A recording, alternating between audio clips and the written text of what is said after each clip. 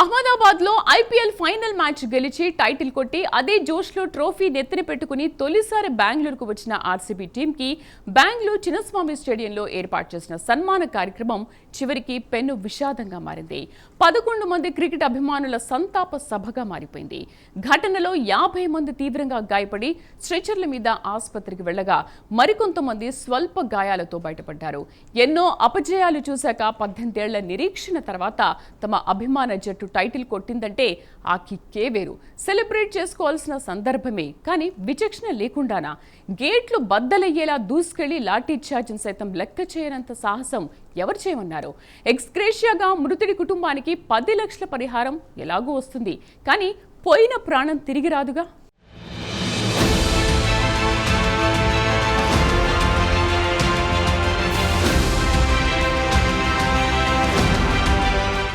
రెండు 2025 ఐపీఎల్ ఫైనల్లో పంజాబ్ కింగ్స్ మీద 6 పరుగుల తేడాతో విజయం సాధించి రాయల్ ఛాలెంజర్స్ బెంగళూరు ఐపీఎల్ ట్రోఫీని కైవసం చేసుకుంది.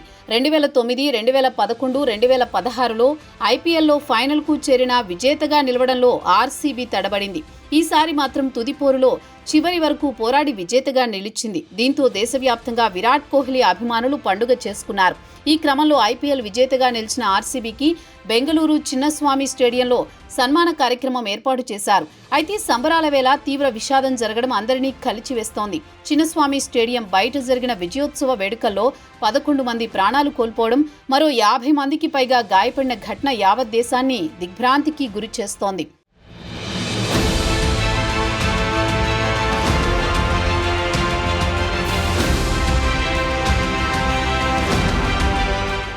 ఆర్సీబీ జట్టు ఐపీఎల్ టైటిల్ గెలుచుకున్న సెలబ్రేషన్లో పాలు పంచుకోవడానికి దాదాపు 2 లక్షల మంది అభిమానులు చిన్నస్వామి స్టేడియంకు పోటెత్తారు. భారీగా తరలివచ్చిన జన సందోహాన్ని అదుపు చేయడం పోలీసులకు కష్టసాధ్యంగా మారింది. దీంతో ఒక్కసారిగా తీవ్ర గందరగోళం నెలకొంది.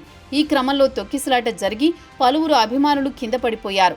ఊపిరాడక కొందరు, తీవ్ర గాయాల పాలై మరికొందరు ప్రాణాలు విడిచారు. క్షతగాత్రులను వెంటనే సమీపంలోని ఆసుపత్రులకు తరలించారు. ఈ ఘటనతో బెంగళూరుతో పాటు దేశవ్యాప్తంగా విషాద ఛాయలు అలుముకున్నాయి. మంగళవారం ఆర్సీబీ టైటిల్ గెలిచినప్పటి నుంచి అంబరాన్నంటిన సంబరాలు బుధవారం నాటి దుర్ఘటనతో మూగబోయాయి.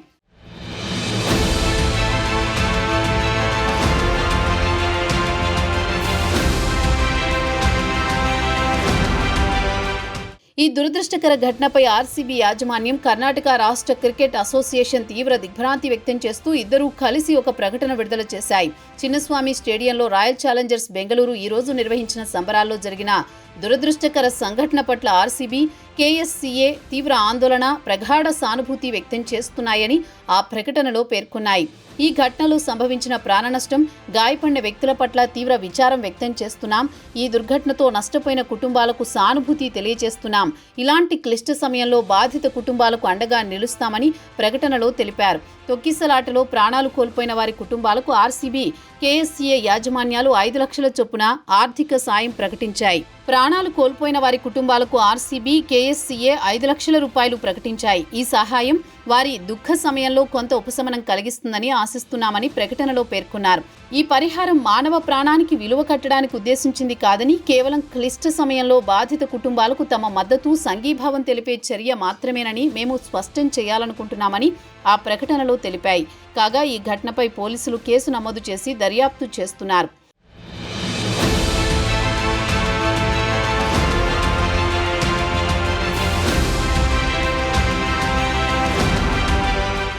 మరోవైపు చిన్నస్వామి స్టేడియం వద్ద జరిగిన తొక్కిసలాటపై టీజన్స్ సోషల్ మీడియా వేదిక ఆగ్రహం వ్యక్తం చేస్తున్నారు. కర్ణాటక ప్రభుత్వంతో పాటు రాయల్ ఛాలెంజర్స్ బెంగళూరు యాజమాన్యంపై ఫైర్ అవుతున్నారు. విరాట్ కోహ్లీని టార్గెట్ చేసి కొంతమంది సోషల్ మీడియాలో పోస్టులు పెడుతున్నారు. ఒక్క టైటిల్ కోసం 11 మంది ప్రాణాలు తీస్తారా అని తిట్టిపోస్తున్నారు. తొక్కిసలాటలో 11 మంది మృతి చెందిన నేపథ్యంలో ఆ జట్టు మాజీ కెప్టెన్ విరాట్ కోహ్లీని అరెస్ట్ చేయాలని డిమాండ్స్ వినిపిస్తున్నాయి. కోహ్లీ కోసమే భారీ క్రౌడ్ వచ్చిందని, అతని వల్లే 11 మంది మృతి చెందారని, కాబట్టి ఘటనకు పూర్తి బాధ్యత కోహ్లీదే అని డిమాండ్ చేస్తున్నారు. వెంటనే విరాట్ కోహ్లీని అరెస్ట్ చేసి జైలుకు పంపాలని సోషల్ మీడియాలో పోస్టులు పెడుతున్నారు. గత ఏడాది డిసెంబర్లో హైదరాబాద్లో icon star Allu Arjun arrest అయిన సంగతి తెలిసిందే. పుష్ప 2 విడుదల సందర్భంగా సంధ్యా థియేటర్ వద్దకు అల్లు అర్జున్ రావడం, అక్కడ ర్యాలీలో రేవతి అనే మహిళ మృతి చెందింది. రేవతి కొడుకు ఇంకా ఆసుపత్రిలో ఉన్నాడు. దాంతో రేవంత్ రెడ్డి సర్కార్ సెలబ్రిటీ అని కూడా చూడకుండా వెంటనే అల్లు అర్జున్ ను అరెస్ట్ చేసింది. అయితే ఇప్పుడు అదే తరహాలో కోహ్లీని అరెస్ట్ చేయాలనే డిమాండ్స్ వినిపిస్తున్నాయి. రేవంత్ రెడ్డి తరహాలో కర్ణాటక ప్రభుత్వం నిర్ణయం తీసుకోవాలని డిమాండ్ చేస్తున్నారు. సంఘటన 4:30 గంటలకు జరిగితే 6:30 గంటలకు కూడా రాయల్ ఛాలెంజర్స్ బెంగళూరు సభ్యులంతా ఎంజాయ్ మూడ్లో ఉన్నారని, వాళ్లకు అసలు ప్రజల ప్రాణాలంటే లెక్కలేదని ఫైర్ అవుతున్నారు. అందుకే అలాంటి వాళ్లను అరెస్ట్ చేయాలని డిమాండ్ చేస్తున్నారు.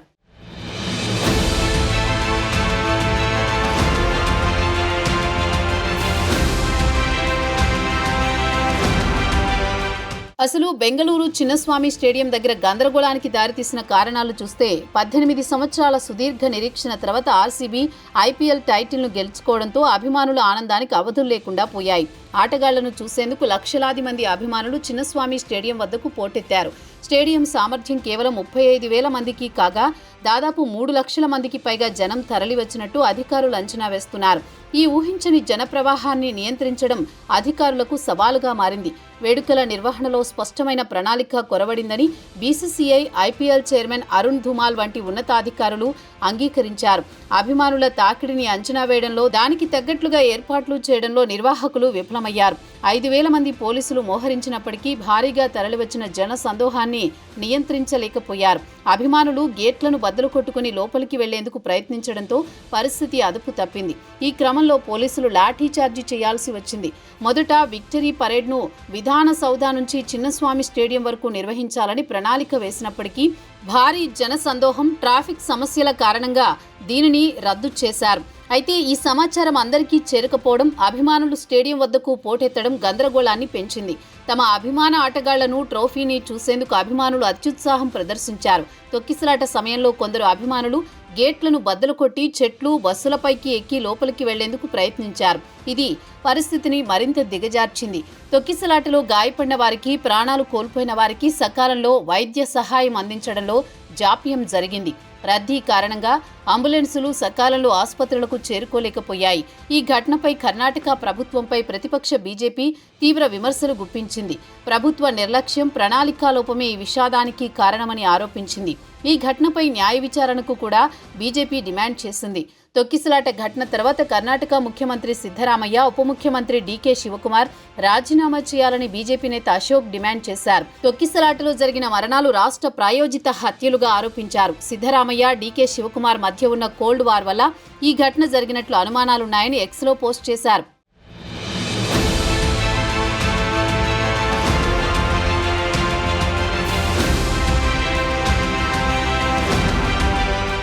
ఈ ఘటనపై భారత ప్రధాని మోదీ తీవ్ర దిగ్భ్రాంతి వ్యక్తం చేశారు. బెంగళూరులో జరిగిన దుర్ఘటన హృదయ విదారకమైనదని, ఈ కష్ట సమయంలో తమ ప్రియమైన వారిని కోల్పోయిన కుటుంబాల పట్ల సానుభూతి వ్యక్తం చేశారు మోదీ.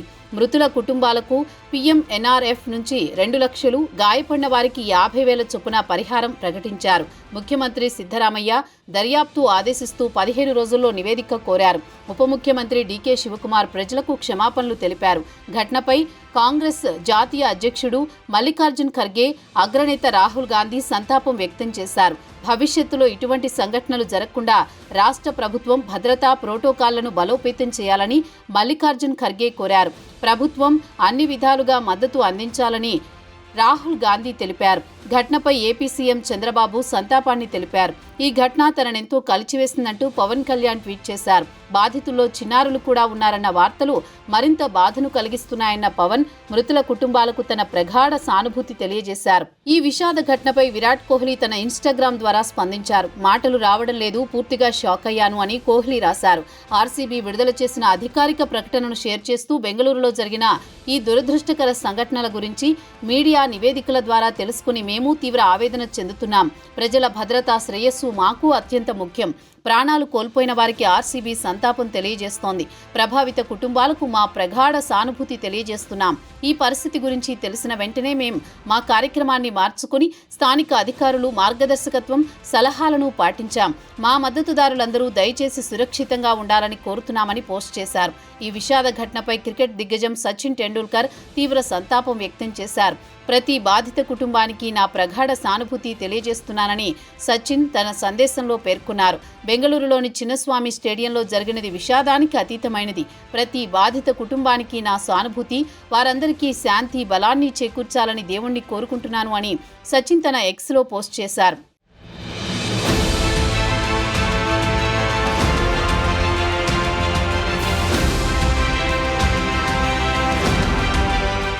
పదకొండు మందిని బలి తీసుకున్న బెంగళూరు తొక్కిసలాట మనకేం సందేశం ఇచ్చినట్టు?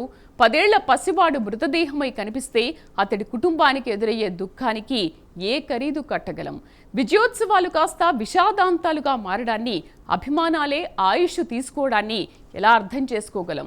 చిన్నస్వామి స్టేడియం వద్ద జరిగిన తొక్కిసలాట ఐపీఎల్ విజయోత్సవంలో ఒక చీకటి అధ్యాయంగా మిగిలిపోతుంది. ఈ ఘటన నుంచి గుణపాఠం నేర్చుకుని భవిష్యత్తులో ఇలాంటి భారీ కార్యక్రమాలు నిర్వహించేటప్పుడు పటిష్టమైన ప్రణాళిక, సమర్థవంతమైన నిర్వహణ, కఠినమైన భద్రతా చర్యలు తీసుకోవాలని అత్యవసరంగా చెబుతున్నారు. ఈ విచారణలో వాస్తవాలు వెలుగులోకి వచ్చి బాధ్యులపై కఠిన చర్యలు తీసుకోవాలని ప్రజలు కోరుతున్నారు.